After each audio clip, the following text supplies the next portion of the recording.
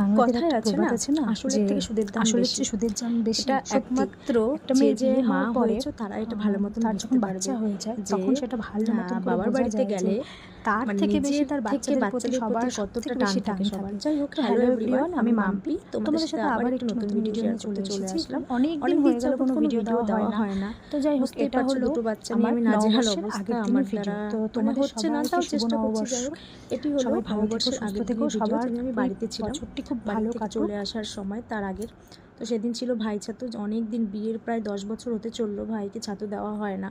তো এবছর যেহেতু ওখানে ছিলাম দুপুর অবধি, তো ভাইকে সেই হিসাবে একটু ছাতু দিয়ে দিয়েছিলাম।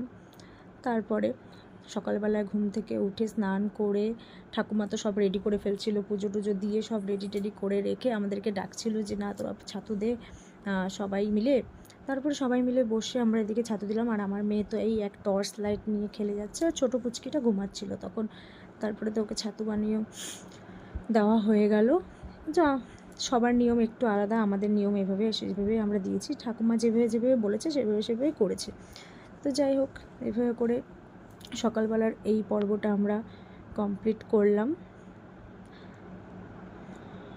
তারপরে আমার বড় মেয়েকে কি বাদ দেওয়া যায়? এবার মা বলছে মা আমাকেও একটু করে দাও, আমারও ইচ্ছে করছে, আমিও মামাইয়ের মতন করব। ঠিক আছে, আমিও বললাম ঠিক আছে করো। তারপরে বানিয়ে দিই ওকে। ফার্স্ট টাইম আমি ওকে ছাতু খাওয়ালাম, তো কোনো দিন খায় না। সেদিন ঠাকুমা ভালো মতন করে বললো এগুলো সব দিয়ে মেখে দিয়ে, যাই ওকে মেখে দিলাম, তো ও খেয়ে নিল।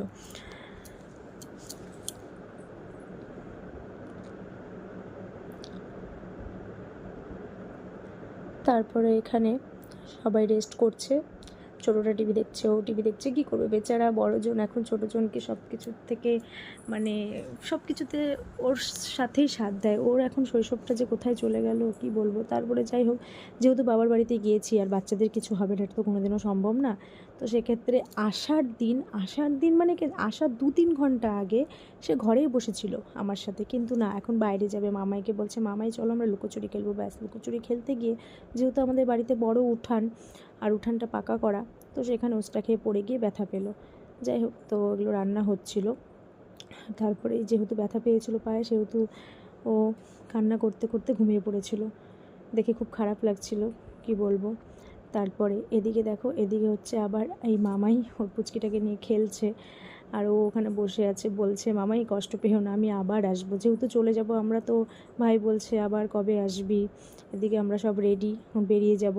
তো দেখো সবাই মন খারাপ, দাদু কান্নাকাটি করছে, ঠাকুমা কান্নাকাটি করছে, বাবা কান্নাকাটি, মানে সবাই কান্নাকাটি করছে, যেটা হয়। তো যাই হোক,